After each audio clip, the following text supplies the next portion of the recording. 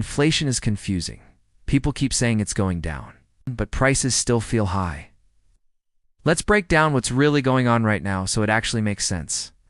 What inflation actually is. Inflation means prices for goods and services are rising over time. Things cost more this year than last year. Doesn't mean prices go down. It means they go up just faster or slower depending on the rate.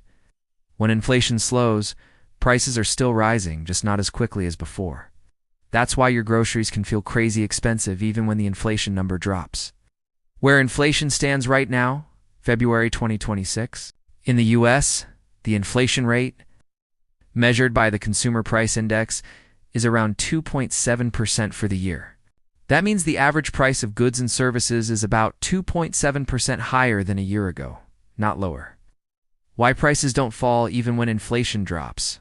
When inflation goes from, say, 8% to 2%, that's just slower price increases. It's not actual price decreases. Think of it like a car slowing down. You're still moving forward, just slower. Unless the number goes below zero, prices aren't falling. They're just rising less quickly. How inflation works.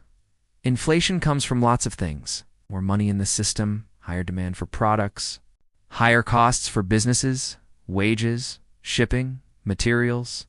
Supply issues or disruptions cause prices to rise faster in recent years. All these push general prices up over time. Who sets the inflation rate? Nobody sets inflation like a price tag. It is measured by watching prices across the economy. That's done by the Bureau of Labor Statistics.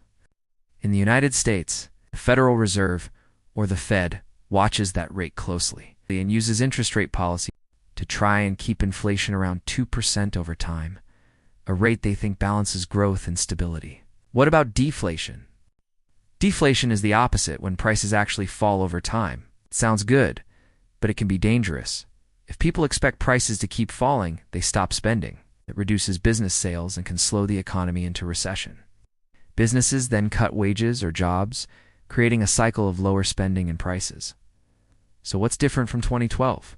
You might remember gas prices dropped significantly back in 2012 through 2013. That happened because one commodity's price fell sharply due to changes in global oil supply and demand, not because the entire economy was inflating or deflating. Inflation right now is about overall prices rising across everything, not just one thing going down. The current 2.7% rate means prices overall are still rising. Bottom line, inflation rate dropping means slower price increases. Prices are still higher than before. Your money just loses value over time. The Fed monitors and tries to stabilize prices near 2%. Deflation would mean falling prices, and that comes with its own risks.